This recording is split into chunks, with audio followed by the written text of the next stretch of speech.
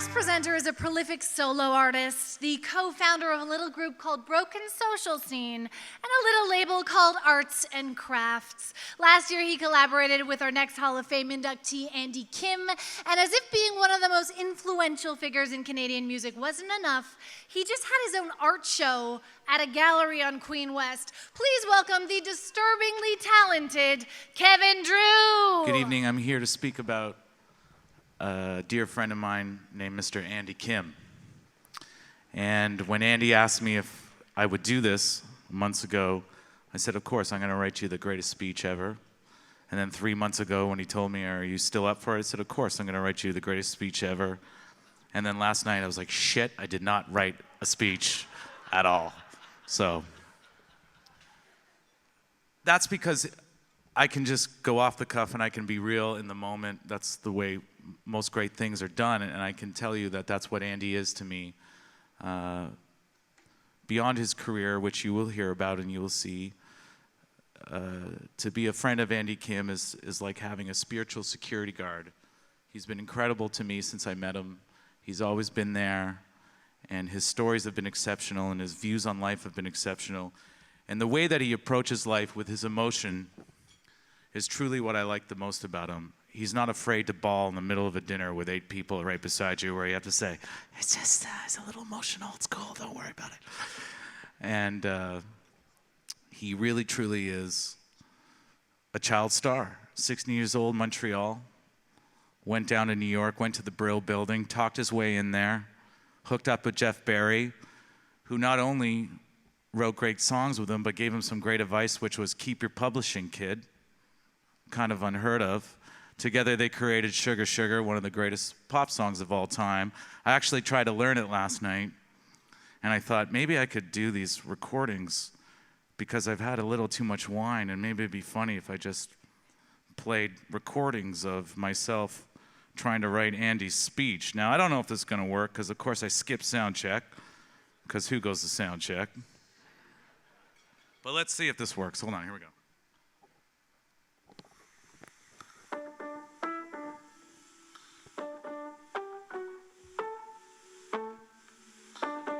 Shit. Couldn't do it. It's a really simple hook. I couldn't do it. Friendship is what gets you further in life. And we all want to be relevant, especially in today's society of narcissism without responsibility. To all the artists out there, you have to stop talking about yourself if you want to be different. That's the way we gotta go, because everybody wants to say something. But he's the real deal, guys. And you could say that this should have happened way earlier, but Andy always said, God's always on time. So let's cut to a video about my friend, the dear Mr. Andy Kim. There's a difference between wanting to do something and needing to do something. And every day that sun would shine. When I was yours and you were mine.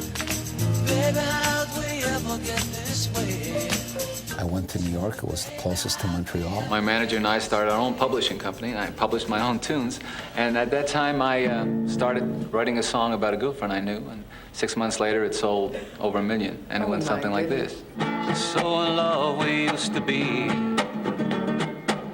But now it's just a memory. I remember getting off the bus at 42nd and 8th. My world at that point changed from black and white to color. I went to the 9th floor, because that's where they said the Lieber and Stoller and Jeff Barry were. Baby, how'd we ever get this way? How'd we ever get this way? That's been a favorite of mine since I was about 9 years old. It's just 2 chords, but it's a really beautiful lyric, great melody. His voice in those songs were incredible songs that happened at a time when that particular vintage of artists was really impacting a lot of us. I think his eyebrows look exactly like Joan Crawford's. I think the universe brings ideas to you and you either grab them or not, and I've been lucky enough to be there when they came. His music in the 60s and 70s defined the whole genre of pop music at the time. It was very sunny and summery. Sugar. Honey, honey. is something very, very classic about the songs that we know, Rock Me Gently and Sugar Sugar. They have certainly stood the test of time. My parents' generation love Andy Kim, and even people in my generation that aren't familiar, you sing any one of his songs, oh, of course! Rock me gently, rock me slowly. About 6 months ago, I recorded a song called Rock Me Gently. And people at Capitol were very excited about it, and they signed me up, and it became a #1 record in the country. Andy Kim has worn several faces and names. I met a man by the name of Gordon Mills who heard some of the songs that I've been writing and wanted to manage me. I'd managed Tom Woodward, who changed his name to Tom Jones. And Andy Kim, ta-da, became Baron Longfellow. We wrote a song together, and I loved every minute of it. I thought my recording days were over, and I loved this record because of that. You know, I was alive again. I just want to tell you, how could you make me feel? When it comes to the second chorus, you know what the words are going to be, you know what the rhythm's going to be, you know what the rhyme's going to be. Not that he's predictable, he's just accurate. His music and the hits that he had on the radio when I was a kid made me want to get out and do it. Whatever happened to Christmas? He never takes his career for granted. For the last 10 years, he's put on the Andy Kim Christmas Show, which has donated money to charity. I turn around and it's like year 11. Now we're on to year 12. It's mind-boggling. I'll make you so proud of me. And he's still enthusiastic about what he does and the music industry and making music and other musicians. That's the beautiful thing about it. I'm just a part of something much bigger.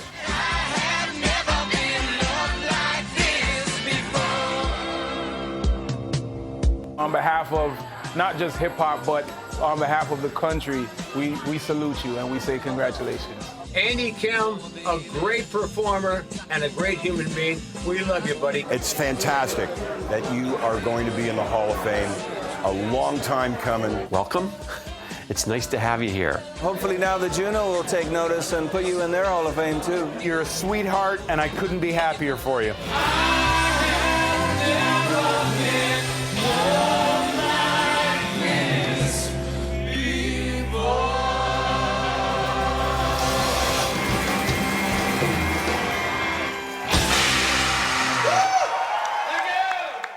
All right, give it up for the youngest man in the room with the greatest hair, Mr. Andy Kim, everybody.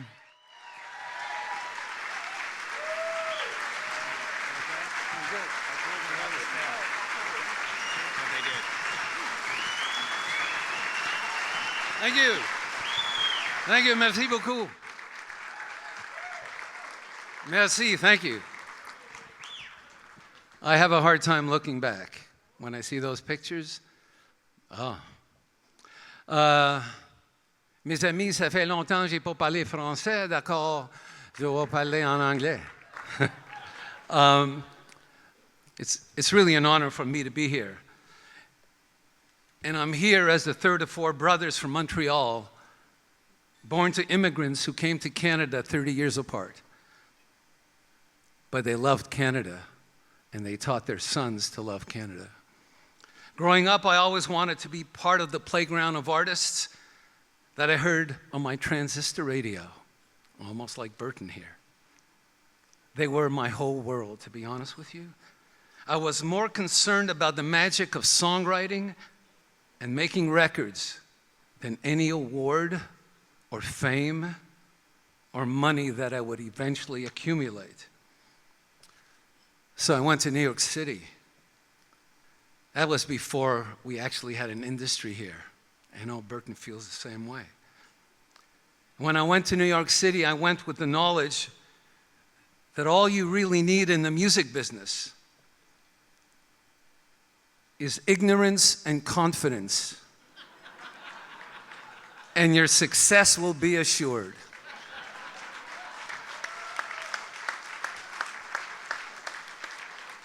I want to thank Jeff Barry for believing in me enough to be my mentor, to Jerry Lieber and Mike Stoller, to Barry Mann and Cynthia Weil, to Hal David and Paul Williams, to Don Kirshner and Phil Spector, and everyone in the Brill Building who made me feel that I was part of their world.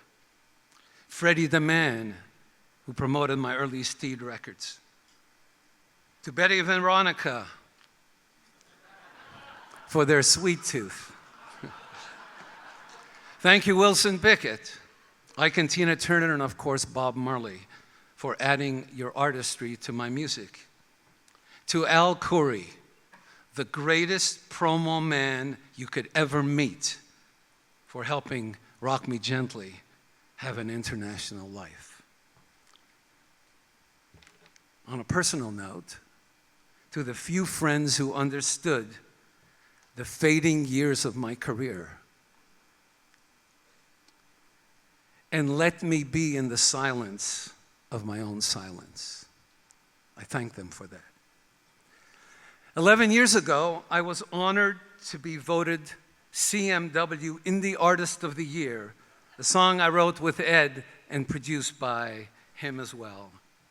Thanks to Wayne Webster, Mix 999, Standard Radio for believing and the first to play our song. Whew. We hit top 10, Hot AC. I didn't even know what Hot AC was at that time, but it didn't matter. It was about music, always about music. 11 years ago, I saw and said hello to an old acquaintance, Gordon Lightfoot, and he introduced me to my lifelong friend, Ron Sexsmith. Thank you for being here, Ron. 11 years ago, I met John and Marilyn Driscoll and became an extended family member. Thank you for believing in me and my music. Jay and Michelle, I know your love for Canadian Music Week is boundless, and thank you for have always been there for me. To Eric Alper, who understood that songwriters are the heart of all music, and to Kevin Drew. Kevin, you broke all the Brill Building rules and helped me create It's Decided, my album that I will love forever. You understood every emotion and fear. It was the hardest time for me because I wanted to be the best I could be at this time in my life. And Kevin was there to make sure that I was balanced. To Arts and Crafts and Jeffrey Remedios, who never mentioned that I was older than the building that Arts and Craft is in, but nonetheless believed in the music that Kevin and I created. To Gary Slate, thank you for your love of songwriters and artists, for your inspiring commitment to grow Canadian music, and most of all, for your sincere interest and for your accessibility to helping me in any way you can. I appreciate it so, so much.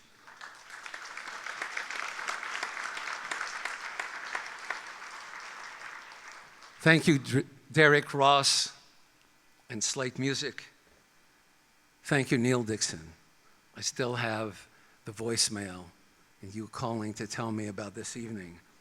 You've included me so many times, and I've got so many great memories in Canadian Music Week. And I thank everyone here for honoring me tonight. And sweetheart, you are my Hall of Fame. And I leave you with this quote that I read every day. What you get by achieving your goals is not as important as what you become by achieving your goals. So thank you so much.